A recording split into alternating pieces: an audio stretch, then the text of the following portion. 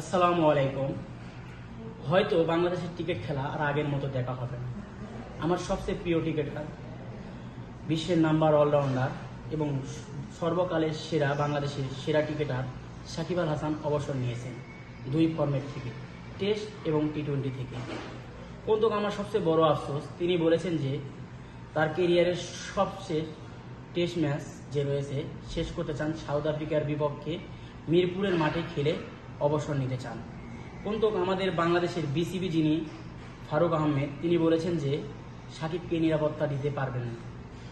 আমার সবচেয়ে বড় আফসোস, যে ছেলেটা বাংলাদেশের লাল সবুজের পতাকা বহির্বিশ্বে উড়াইছে, সেই ছেলেকে তিনি এখন আকতীয় করতেছে যে লাস্ট টেস্ট নিজের দেশে এবং মিরপুরের মাঠে খেলে অবসর নিতে চায়, কিন্তু তাকে আর নিরাপত্তা দিতে যাচ্ছে না। যে দেশে 30 লক্ষ মা বোনের রক্তের বিনিময়ে দেশ পেয়েছি, লাল সবুজের দেশ, সেই দেশে সামান্য একটি শেখ হাসিনাকে তাড়িয়ে বলে তারা দেশ স্বাধীন করেছে। এই দেশে আর সাকিব আল হাসানের মতো ক্রিকেটার জন্ম নিবে কি নিবে না তা বলতে পারবো না, কিন্তু আমি 100-র মধ্যে 100 বলতে পারবো, সাকিবের মতো নাম্বার 1 অলরাউন্ডার বাংলাদেশে আর কখনো জন্মগ্রহণ করবে না। আমি একটা কথাই বলবো, বস, আপনি ভুল দেশে জন্মগ্রহণ করেছেন। আপনার জন্য সব সময় আমার পক্ষ থেকে ভালোবাসা এবং দোয়া রইল। আপনি যেখানেই থাকুন, যেভাবে থাকুন, ভালো থাকুন, সুস্থ থাকুন, এই দোয়ায়। আর আমি আল্লাহ তাআলার কাছে একটাই দোয়া করব, আপনি যেন সর্বশেষ যে টেস্ট ম্যাচ সাউথ আফ্রিকার বিপক্ষে নিজের দেশে খেলে অবসর নিতে পারেন।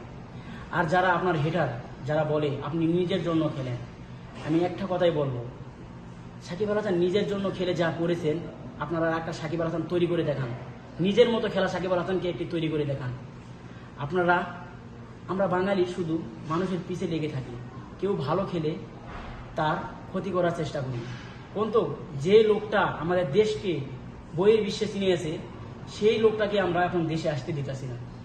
দেখুন, অনেকেই ইংল্যান্ড, অস্ট্রেলিয়া থাকে, যদি বলে বাংলাদেশ, তারা বলে সাকিবের দেশ বাংলাদেশ।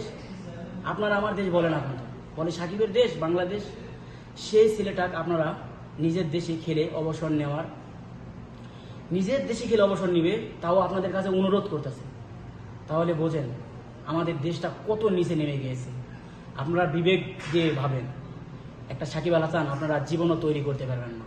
একটা কথাই বলে রাখবো, সাকিব আল হাসান একজন নাম্বার 1 এবং কিংবদন্তি, জীবন্ত কিংবদন্তি সাকিব আল হাসান। খোদা হাফেজ।